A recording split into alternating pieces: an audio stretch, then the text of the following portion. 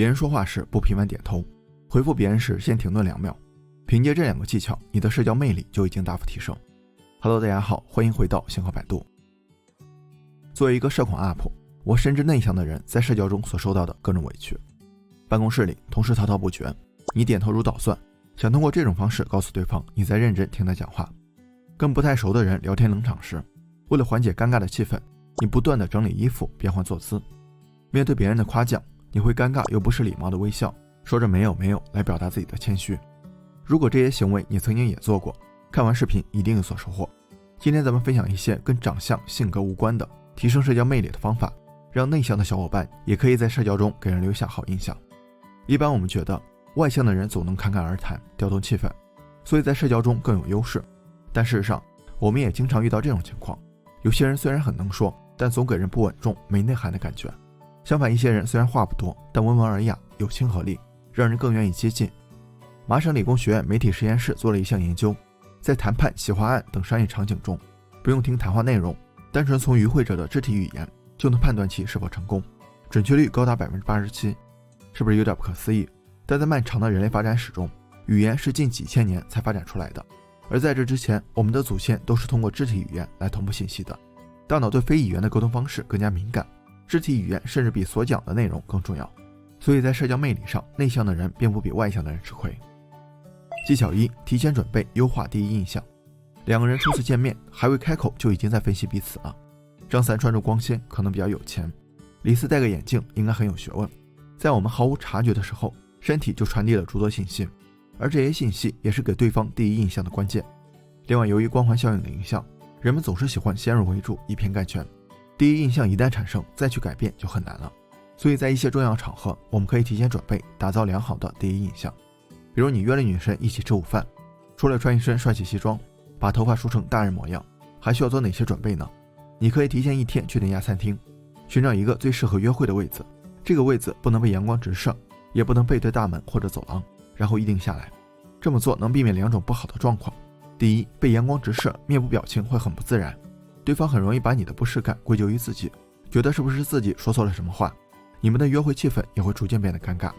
第二，背对大门或者走廊，让人没有安全感，人来人往也会打断你们的聊天，让人心烦意乱。更关键的是，他会把当下的情绪跟当下的人联系在一起，他会觉得是因为跟你约会才让他不舒服，下次你再约他就没有那么容易了，而且你也完全不知道什么原因。提前准备等于事先熟悉一遍过程，不仅可以消除外界干扰对社交质量的影响，对内向的小伙伴来说还可以消除紧张感。技巧2：专注当下，做个优质的聆听者。人的大脑细微到可以读出17毫秒的脸部表情变化，所以在你跟别人聊天时，大脑里突然闪现出一个想法，即便这个念头只是一闪而过，对方也极有可能发现了你的走神。如果对方觉得你没有用心听他讲话，那么他对你的信任感就会大打折扣，你的社交魅力也会大打折扣。特别是第一次交流，双方都会保持警惕，判断彼此是不是好相处，有什么意图。除了走神，我们在聆听时也会经常犯下面2个错误。一是一边听一边思考如何回复，这样不利于完全消化对方想要表达的内容。很多时候我们只是抓住了其中一个点，而其他信息大脑选择性过滤掉了，回答的不够全面。另外，这样我们也容易在别人说完话时立马接话，对方会觉得你没有认真听，而只是急于表达自己的想法。下次我们在别人讲完话之后，可以先露出正在思考的表情，停顿大概2秒钟，然后再回复。这样你可以组织下语言，对方也能从你的表情里读出你认真的态度。2是频繁点头或者发出等声音以示赞同。很多时候我们会想给对方传达一个信息，就是我们在认真听他讲话，要么是点头如捣蒜，要么像捧哏一样时不时回复对。这么做在行为学家看来不利于展现魅力，甚至显得有些卑微。因为有魅力的人也足够自信，相信自己可以掌控局面，所以不会降低自己抬高对方。下次在别人讲话时，不妨试着安静的倾听，并时不时注视着对方的双眼，他同样能感受到你在认真听。技巧3：认知重估，提升社交状态。假如你正赶去开一个会，碰巧路上堵车，为了不迟到你随意便到，又碰巧被交警看到了，一番折腾，你在会议上的表现也就可想而知了。生活中有太多的事情影响我们的情绪，而这些心理状态又会影响我们的肢体语言。为了保持最佳社交状态，我们除了技巧1提到的事先准备，还能利用一个心理学方法认知重估。说白了就是改变不了事实，就改变对事实的看法。在一项斯坦福大学的研究里，通过核磁共振扫描大脑，发现改变看法远比压抑和忽略负面情绪更有效果。比如上面这个例子，被交警罚了之后，你告诉自己，如果没有这个罚单，自己可能会在下个路口刮蹭到别人的车，那样就更耽误事儿了。或者正是因为堵车，你才来得早不如来得巧，在紧张的车位里找到了漏网之鱼。大脑没办法很好的区分现实和想象，就像看恐怖片时，我们明知道是假的，但还是会调低音量，捂住双眼，这就给了我们乘虚而入的机会，通过骗它来重构认知，进而提升社交状态。技巧4：正向引导，心理即生理。对于内向的小伙伴来说，即便没有堵车、罚单这些外部影响，碰到重要的社交场合依然会紧张焦虑。像我刚进入职场那会儿，每次开会上台发言就开启了震动模式。咱们上面提到大脑好骗，所以我们可以想象一下社交结束后的场景，比如开会自己表现得非常棒，你的提案得到了大家的一致认同，通过这种方式来激励自己，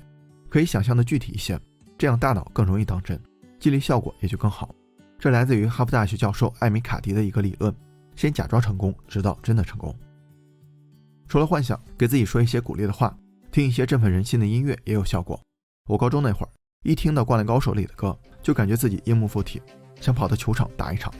情绪很容易被音乐气氛所感染，所以在一些社交场合之前，可以听一听自己喜欢的又能让你充满自信的音乐。这些方法是心理引导生理，社交时肢体就会更加自然，语气也会更加坚定。同样，生理可以反向影响心理，就像高兴的时候会微笑，反过来咬着一支笔练习微笑的时候也会莫名的开心。所以下次在会议、演讲、约会的前几分钟，做一个自己感觉最自信、最有力的姿势，就像已经成功了，大脑也会误以为真的成功了。只要坚持2分钟，紧张、焦虑的感觉就会得到改善。技巧5：换位思考，培养同理心。前面几个技巧都是帮大家在社交中培养自信、提升状态。不过如果自信过头了，对方可能会产生反感，毕竟露脸和现眼只差一步。不用担心谦虚会低人一等，相反，适当谦虚，别人会以积极的眼光看你。有一项研究显示，如果你对自己的能力表现得谦虚一些，别人在评估你真实的能力时，估值会增加 20% 到 30%， 但吹牛的得到的结果就恰恰相反了。毕竟大家对自己的评价都会建立在社会比较上，如果对方觉得你比他强，对他来说就是一种威胁。为了维持不落下风的自尊，他会有意无意地跟你保持距离，甚至排斥你。所以可以适当示弱，也可以通过夸赞对方来提高他的自尊。夸奖有2个需要注意的地方，第一个是必须符合实际，因为每个人都会进行自我确认。如果你的夸奖对他来说不值一提，甚至是虚假的，比如你夸一个偏胖的人身材好，他肯定不开心。第二个是夸奖最好具体一点，你说你很漂亮，他可能没什么感觉；你说你的眼睛是我见过最漂亮的，他就会真的开心。反过来，别人夸奖你的时候，你可以欣然接受，而不是急于淡化对方的赞美，因为你拒绝别人的称赞，他多少会有些尴尬。下次为了避免尴尬，也就减少对你的称赞了。接受称赞不妨试试这么做，等别人夸完之后，露出沉浸在喜悦中的微笑，然后真诚地感谢对方，比如告诉他这句话能让自己开心一整天。技巧6：回归真实，同样很有魅力。如果在社交中真的遇到一些内外部的因素影响社交质量，该怎么弥补呢？就像第一个例子，我们没有提前准备，而且恰好选了不太合适的位子，别紧张，也不要刻意掩饰，只需要呈现出真实的一面。当感觉阳光照得自己面目肌肉紧张，可以主动提出来，坦诚地跟对方说阳光太刺眼，照得自己难受，然后想办法换个位子。又或者当你察觉到对方因为人来人往有点无奈时，也可以直接询问，然后为他找个安静的位子。这么做不仅可以消除误解，还能让对方觉得你很细心，魅力也就加分了。其他场景也是一样，比如紧张的时候身体可能会发抖，说话也会变得不流畅，这些都是身体最真实的状态。你越是克制和掩饰，就越容易被别人发现，不如直接示弱，告诉对方对不起，我有点紧张，您别介意。这么做，但凡是正常人都不会用负面的眼光看你，反而能调动自己的同理心，他会觉得你很诚实，对你的信任度也会增加不少。这也是为什么咱们前面提到，有些人很能说但不讨喜，有些人话不多但很真实，让人愿意接近。小伙伴们发现没，这6个技巧都不需要很强的沟通能力，很强的社交情商，就是通过简单的心理学技巧，心理正向引导肢体，反过来肢体语言又强化心理，形成良性的魅力循环。所以担心形象、口才会影响社交魅力完全没有必要。另外，这些技巧看似不起眼，但没准会在你约会、面试、演讲的时候潜移默化地发挥一些作用，而这些作用又没准潜移默化地撬动了你的成功。所以还等什么？点赞收藏用起来吧。